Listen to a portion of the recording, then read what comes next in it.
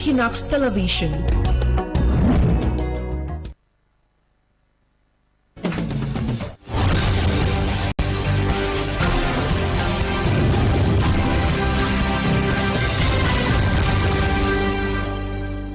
Good evening to all of you faithful viewers of Equinoxe Television. Thank you so much for joining us on this other edition of the news.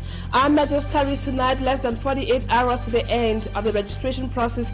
Ahead of next year's elections, Cameroonians have been trooping massively to register registration booths and electoral offices to get themselves registered. The ambience at registration booths in Douala and also in the West region in this news edition. Plus, in Douala, bike riders and council police officers clashed today in Bunaberi over numerous control posts and what the riders describe as unnecessary harassment. Also in this edition, the population of Boya say no to death and feels littered everywhere in the town. The local authorities and inhabitants insist again on thorough cleaning every last Wednesday of the month. Viewers, those are our Majesty's details when we come back.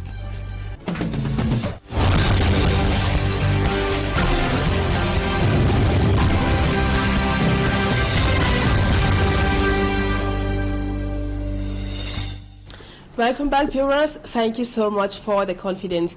In less than 48 hours, Elecam will be closing its doors for registration ahead of next year's elections. And now we take you to the West region where voter registration in Cameroon has been gaining steam.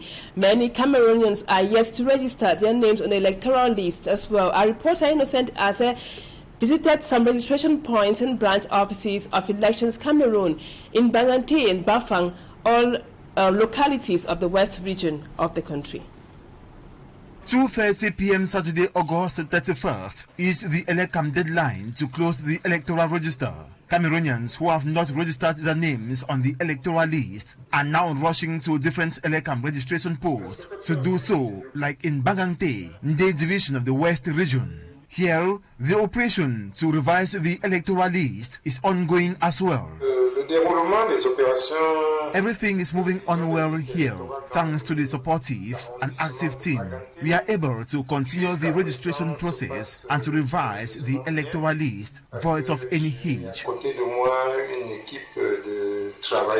The number of registered Cameroonians on the electoral list, according to the heads of the Bagante Elecam branch office, has increased this year compared to the previous. Un peu plus de 40% en augmentation par rapport aux inscrits de l'année dernière. In Bafang, Opankam division of the West region, denizens are also mobilizing to have their names on the electoral list before Saturday.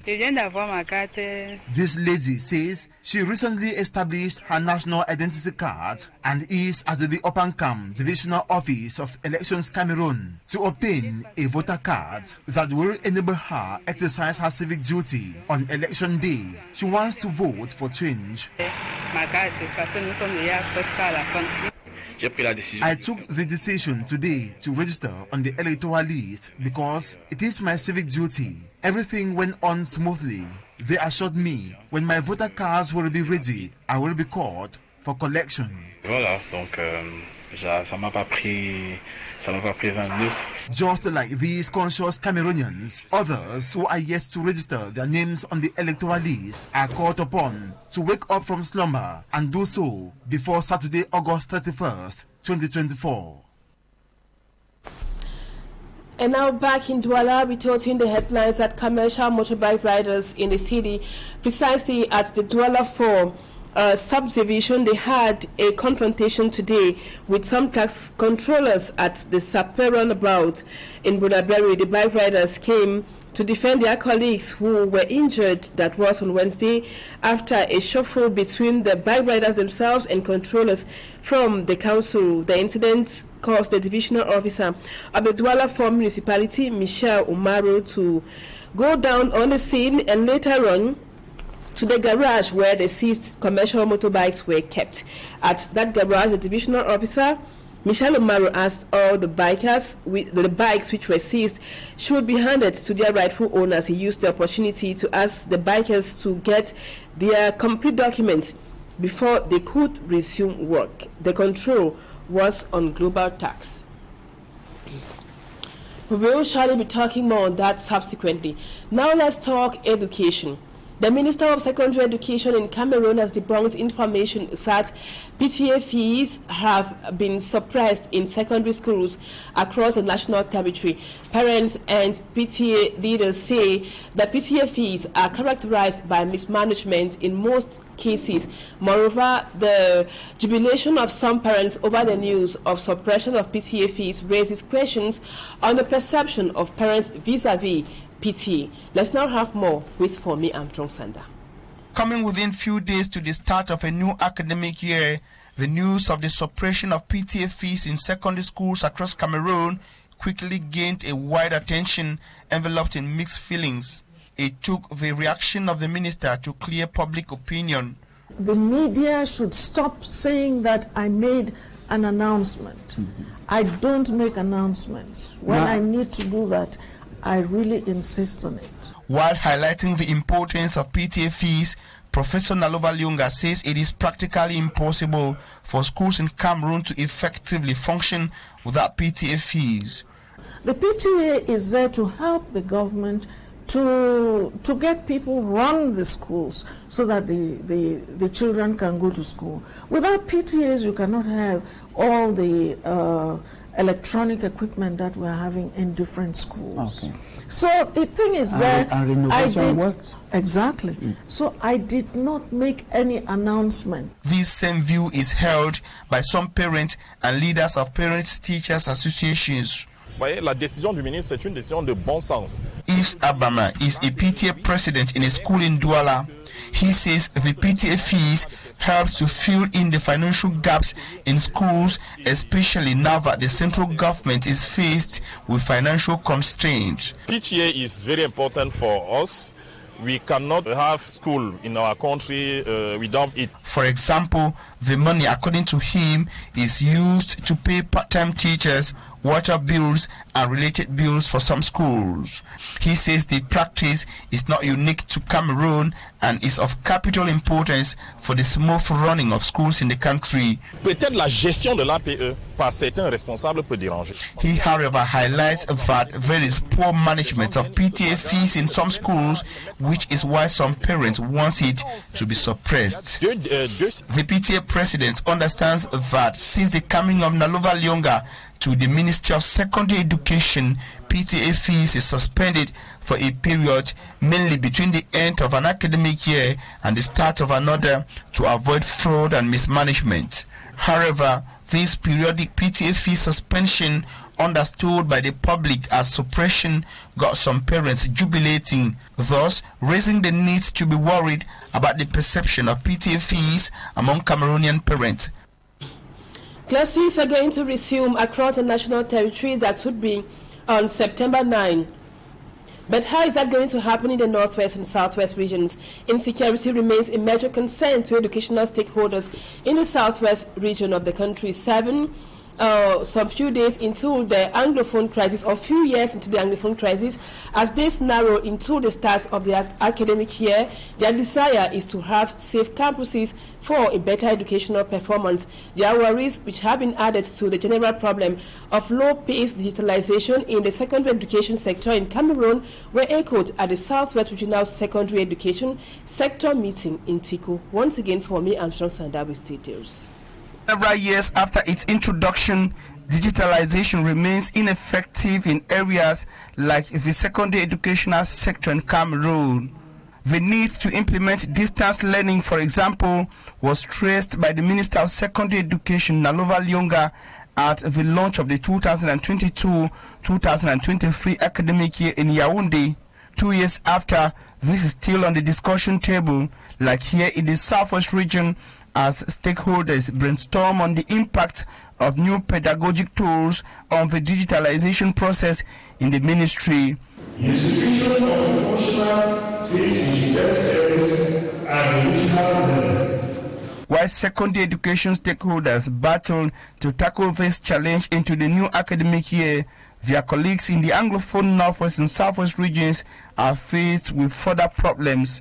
Persistent insecurity, which they have battled for over 7 years today. We have the problem of insecurity. That is a major challenge that we have. So much so that we are not able to have classes on Mondays. And many students have moved to town since they assume that security is in town than in villages. Those are the challenges. And then again, the absence of teachers. Many teachers have been redeployed because of insecurity. School heads in the Manu division of the Southwest region say teachers ran away because of the unsafe nature of school campuses.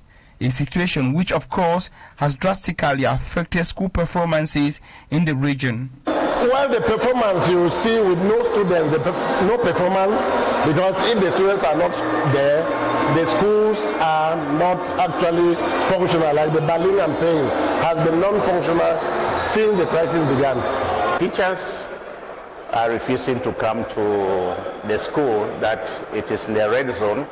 They are afraid that their lives are not secured. So the few of us who are there, we are overburdened. The workload is heavy. Even as the principal, I teach more than one subject. The sectoral conference brought together stakeholders of the secondary education in the region. And because of the event, the governor of the Southwest region, Bernard Okalia-Bilai, called on teachers to return to their schools who face the wrath of the state. Still in the Southwest, the ongoing socio-political crisis plaguing the Twi-speaking regions of the country is a major challenge faced by the Office of the Public Independent Conciliator in executing various activities. Though the difficulties persist, the organization has promised to work in close collaboration with local councils.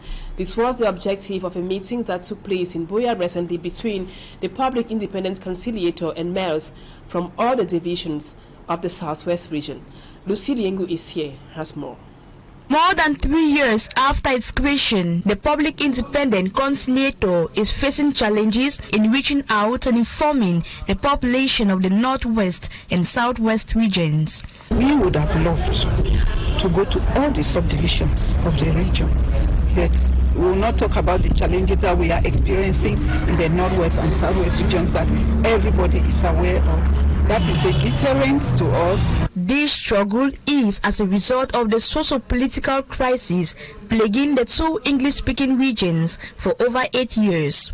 The challenges faced by communities, especially concerning insurance of birth certificates, marriage certificates, and death certificates, as well as general access to various public services, was at the center of discussions between the Public Independent Conciliator and mayors across councils in the Southwest region. It's true, I've had a series of meetings in the different municipalities with the mayors present.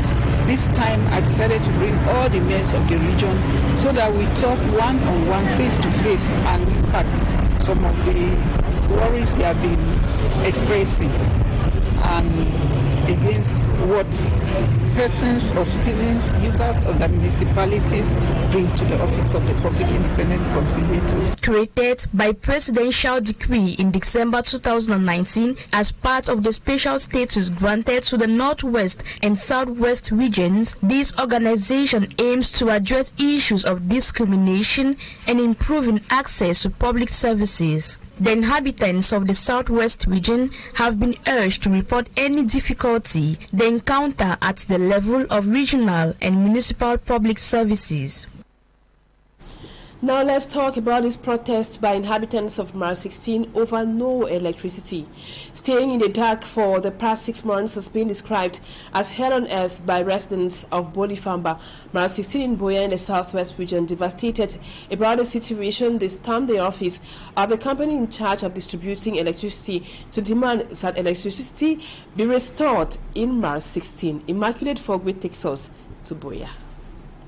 Residents of Quarter 3, 5 and 6 in Mile 16 Bolifamba in Buea, chieftain of the Southwest region, on the streets decrying 6 months blackout. They stormed the office of the company in charge of distributing electricity to express their frustration. We are tired and we need light.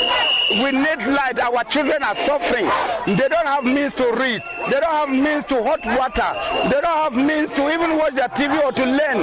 There is no means. We are in darkness. The furious residents say, despite the 10,000 francs contribution made by each household months ago for the purchase of a transformer, they are still in the dark. When our transformer was blown, they came, they said we should look some tokens so that they can try to see how they can make means.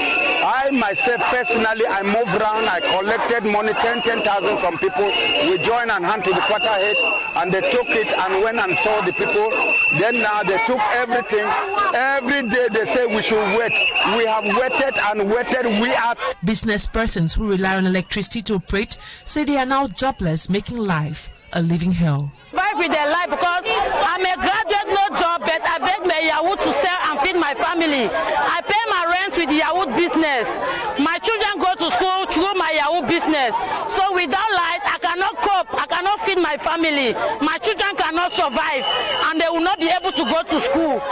Myself, I cannot take care of myself as a mother. Talk less of taking care of their children without lights, because I do my business with lights. All efforts to get the authorities of Nous to express their thoughts on the situation were futile. Meantime, residents of Bumakan, Muya, still in the southwest region, are experiencing the same ordeal. First Wednesday of each month will now be used to clean the town of Buea, headquarters of the Southwest region. The declaration was made by the senior divisional officer of the FACO division, Fiang Mikala, during his sensitization tour in Buea. Details with Sumanji Gabriel. The town of Buea, which used to be amongst the cleanest in the country, has now become very dirty, with almost every junction having heaps of dirt. But I have only one child. Izakam is trying his best. It's just that I don't know if they don't have maybe material or workers to clean the town, because if they just keep maybe 2 or 3 days like that without cleaning the town, it becomes a different thing. It is as a result of this ugly situation that the senior divisional officer of FACO visited several markets in major neighborhoods of Buea to sensitize inhabitants about the decision of the governor of the Southwest region, Ben Adokalia Bilai, in relation to the dirty nature of Buea. Ordered by His Excellency the Governor of the Southwest region to make sure that at least Buea should remain the most cleanest town of the country as it used to be, because you can see how the situation that we have now is that we have dirt everywhere. So you see that we should not allow it like that. From Buea town through Buea Central Market to the Muya Market, it was one message that was passed to the inhabitants by the senior divisional officer. They must have it in their mind that every last Wednesday of the month, it concerns all the population. The taxi drivers also, they must participate and clean their places, because the Izakam will not come to their house, to the shops, to the office to clean. While urging the inhabitants to respect all points where bins have been positioned, it's now left for the inhabitants of Buea subdivision to get used to the new Keep Buea Clean Day, which is every last Wednesday of the month. Let's now take you to Nigeria, where at least 6 people are known have died in flooding, which have left at least 10,000 individuals homeless. And over to the DRC, 15 persons were presented to the press by the public prosecutor. They are accused of criminal conspiracy, forgery, and the use of false passports. Cedric Chakutio with our foreign page roundup. At least 6 people are known to have died in flooding in northern Nigeria on Monday, which has left at least 10,000 homeless across 11 communities. Officials in flood-prone Adamawa State are worried by the downpours that have caused the latest flooding because the rainy season is yet to peak. The rain caused rivers such as the Benue to overflow, leading to widespread inundation of communities. farmland, and infrastructures. The Adamawa State Deputy Governor, Caleb Tewa Furita, says that due to climate change and a lot of other factors, the floods have come earlier than they expected, and it caught a lot of our people unawares. The state government acknowledged on Wednesday that the flood may not have been worse than in previous years, but has urged people in low-lying areas along the Benue River to move to one of 8 internal displaced camps set up in collaboration with the National Emergency Management Agency. In 2022, Nigeria experienced its worst flood in more than a decade, killing more than 600 people, displaced around 1.4 million, and destroyed over 400,000 hectares of farmland.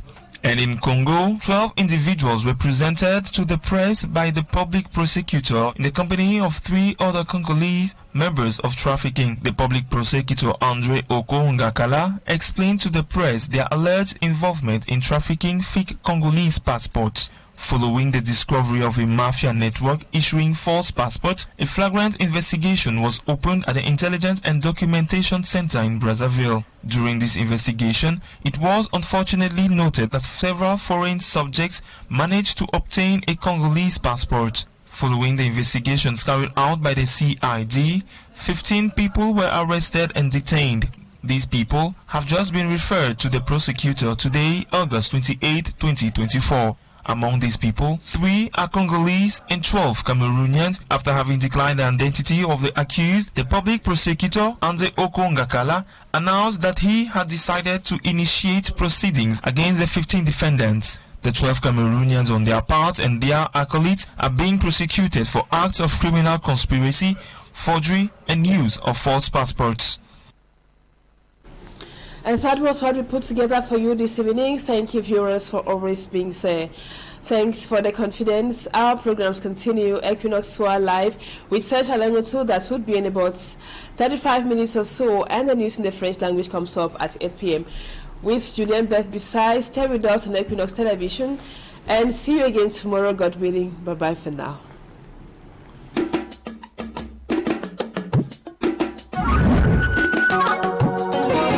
Voting is a civic duty. Let's register on the electoral list. This is a message from Equinoxe Television.